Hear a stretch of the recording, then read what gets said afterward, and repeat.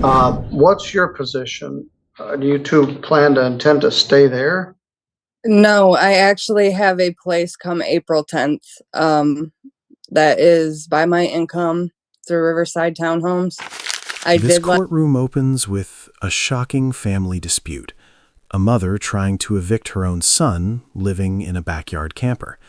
No lease, no rent, and rising frustration. But legal hurdles could slow everything down. Stay tuned as this emotional and legal battle unfolds. Subscribe now for more intense courtroom drama and real-life cases. 15, that is the time for this matter. File number is 26237LT. It's entitled Tammy Shepard versus Michael J. Shepard. This is a property on Flowerfield Road in Flowerfield Township. It's actually a Marcellus address, but it is in St. Joseph County. Is that correct, Ms. Shepard? Yes. Michael Shepard is not here. This is the same address. The pleadings indicate he has a camper in the backyard. Is he living in the camper or has he vacated it? Oh, he's still in it. Even though I've asked him to leave in September. Who is he to you? My son. I get about one of these a month where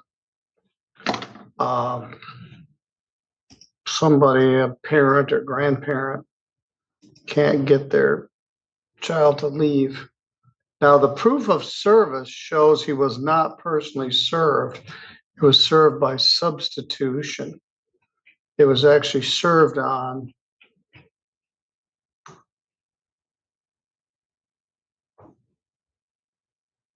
Clarissa Sandker. Does she live there also? No. That's his girlfriend. Okay. He wouldn't come to the door.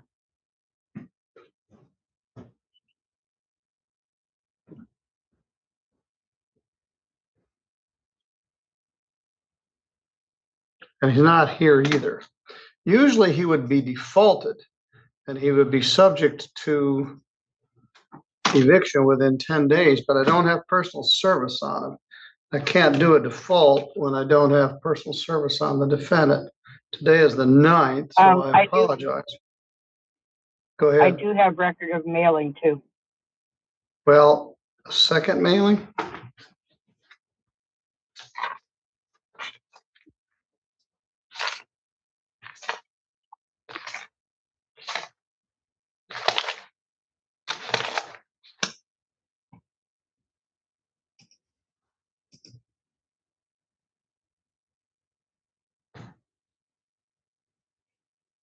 And I do have. No, we don't have a. He is entitled to a 7-day adjournment. Now, fortunately, the weather is changing. He has no intention of leaving. Well, the sheriff can assist with that. They'll haul it off of there.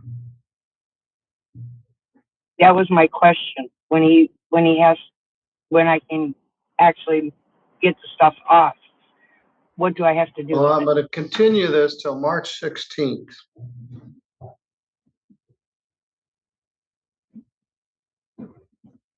Because I have to at 1:40. If he doesn't show up on that date, he will be defaulted. Even if he does show up, he would be subject to being evicted within 10 days. So the eviction date from March 16th would be March 26th. March 26th is a Thursday. If you bring $15 to the courthouse and ask for the writ of eviction, sometimes known as a writ of restitution, the sheriff has the authority to come out and cause him to be evicted. First, they'd force him out of the mobile home, and then they could remove the mobile home from the lot. But because I don't have personal service, I have to adjourn the matter for 7 days. So you did a good job. You zoomed in early. You had your, I gave you a name. But anyway, we have to revisit this next Monday at 1:40. And at that time, if he does not show up, I would do a judgment indicating he has 10 days to vacate or be subject to being evicted. So probably they could accomplish this before the end of March. See how this goes. This is being live streamed. You can watch this on my YouTube channel. But at some point, he loses his ability to stay there. There never was a lease, was there? No, And no rent. no, Has the township been after you? no. Normally, you can't have someone live in a mobile home, a motor home or camper on your lot. So it I also know. violates township zoning rules. Anyway, Well, we'll try of to, the I'm go sorry. ahead. Part of the other issue is I've had to actually trespass his girlfriend and contemplating filing a personal protection order because I caught her with meth on my property. And Michael has actually been caught with it as well off the property. So I'm trying to protect myself. Is this a camper? Yes. What size? It's a one, I think, I don't even know. I think it's about 46 or 42 foot. Does it have an electrical hookup? Yep. Does it have a septic hookup? Nope. At this point, the case expands beyond eviction, now involving zoning violations, lack of utilities, and even concerns about the son's dog. The judge makes it clear, eviction will include all occupants and animals. But here's the question. Should family ties change how strictly the law is enforced in situations like this? There's another problem. I know. All right, we'll deal with it next Monday at 1:40. Okay. Can I ask a question? Yes? So at that time, I have to wait till the 26th before I can move any of his stuff. Yes. Okay. Does that include his dog that he refuses to take care of? Yes. Okay. Thank you. If you've got starving dogs or that sort of thing, you call the animal control department. No, But, I refuse to let the dog starve. I take care of it. all right. But yes, this eviction will include him, any and all occupants, and all animals. Okay. All right, we'll visit it again next week. Thank you. Thank you.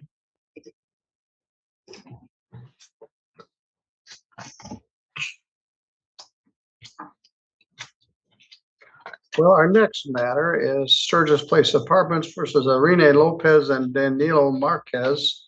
Mr. Tyrone Fleeman has submitted a dismissal in that case.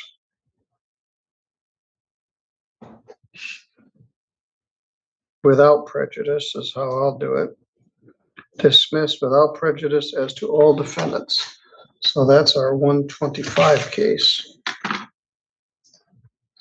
Mr. Reed has our 140 case. 140 or 130? 140? I show 140. Let's see what else you got here.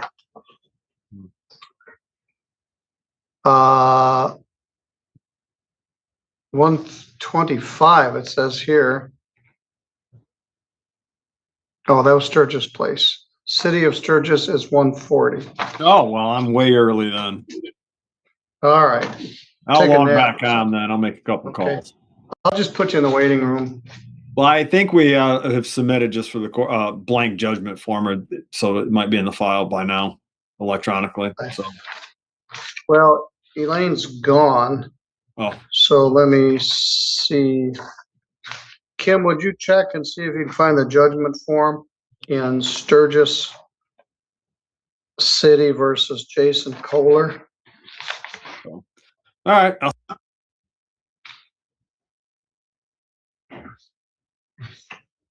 All right, we got some dead air here. V squared set for 135. As indicated, we've got 4 clunky civil matters. I don't know the answer to this. I thought about moving them. They're set for 145, and they're always a giant distraction in the middle of the landlord tenant docket.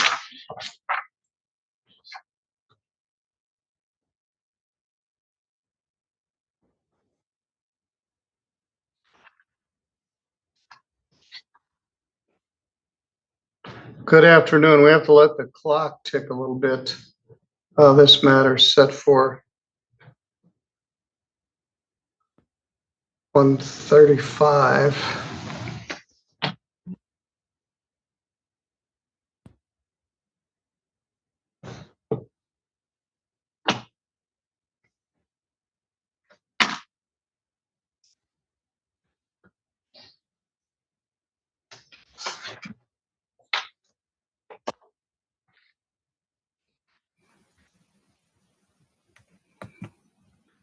Ms. Vanasty, could you join us, please? I'm trying. All right, you're there. Oh. Is Sean Griffin with you? Yes, he's right here. All right, very good. I'll go ahead and call this case. It's entitled V Squared Ventures Yep. versus Jamie Vanasty and Sean Griffin and any other occupants at Venture Boulevard, the new development on the edge of Centerville. They are asking you to pay the rent or move out. So this is called a demand for non-payment of rent case. In such a case, you have certain legal rights. You have the right to hire a lawyer. If you can't afford a lawyer, you may be able to see if legal aid would assist you, or you could seek other legal counsel. You have a right to have the case heard here in St. Joseph County, where the property is located. You have the right to demand a jury trial. If you wish to have a jury trial, you must inform the court here at this first appearance, or be prepared to file a written demand using the jury demand form. Pay the $50 jury fee unless the judge waives the fee for your inability to pay it.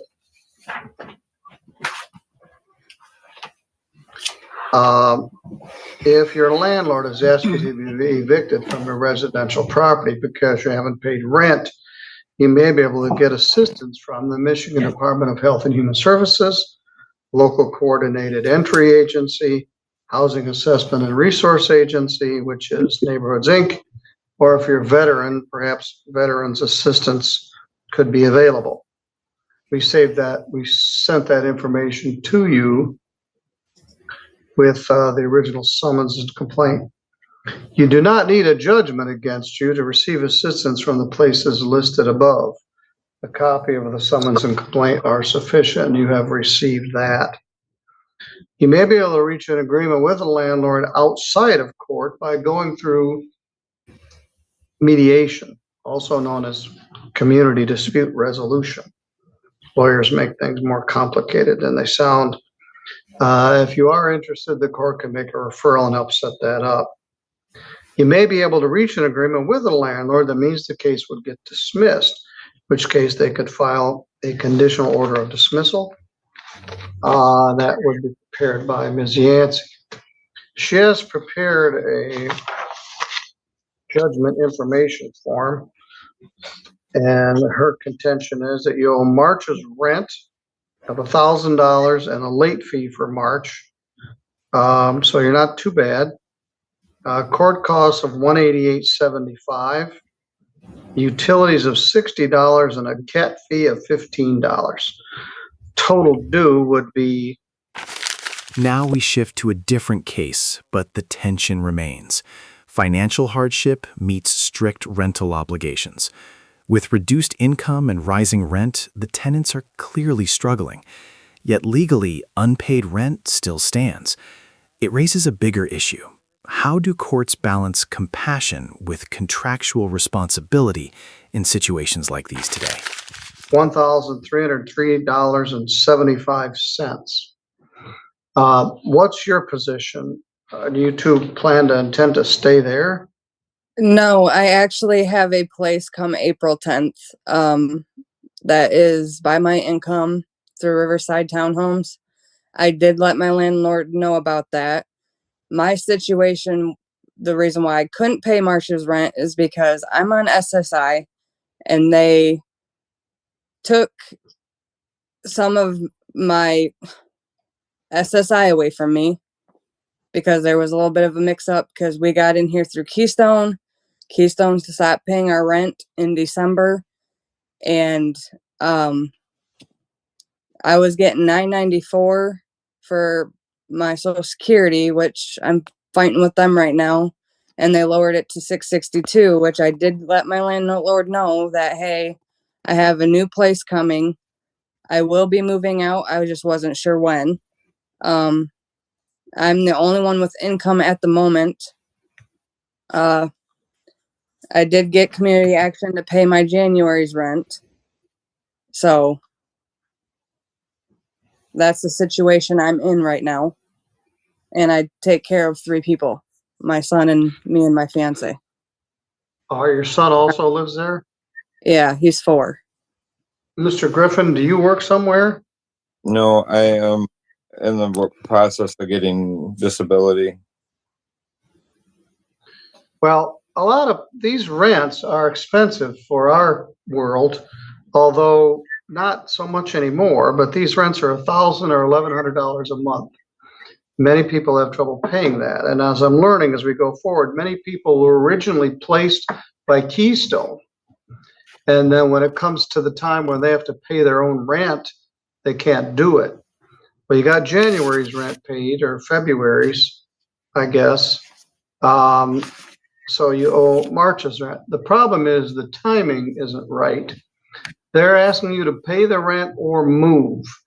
You're entitled to one adjournment, which would adjourn the matter until the 16th of March.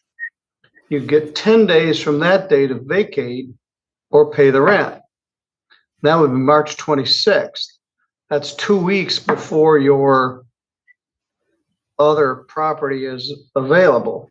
For them, they also have another month of unpaid rent when they get into April.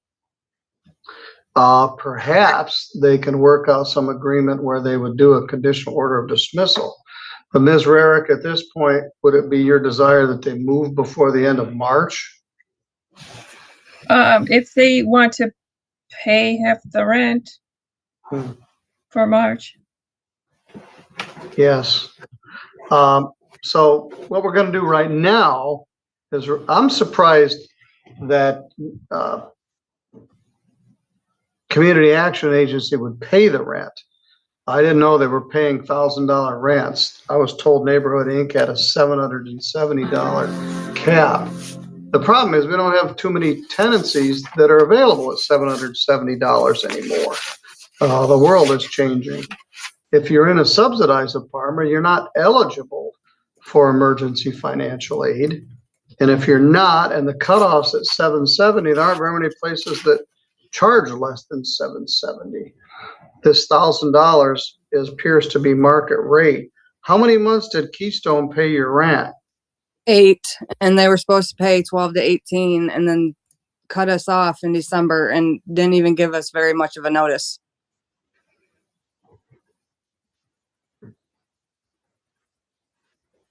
Well, I'm glad you found housing at Riverside where it's income based. Those places all have significant waiting lists. But what we're going to do here is adjourn the matter for 7 days, but there's a gap. You've got a 2-week gap between when they want you out and when you want to be out. Christine, does 2/20 work for you, March 16th? Yes, Your Honor.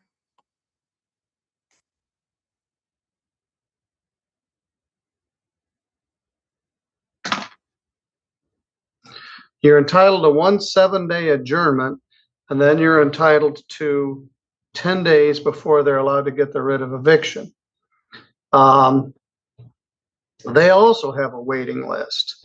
They have people that are ready and willing to rent this unit. Ms. Rarick, how deep is your waiting list? I'm more of a first come, first serve. Okay. Well, so you can talk to the management about what your plans are. She says if you pay the rent, you can stay through March. That may be easier said than done. Is anybody expecting a tax refund? No.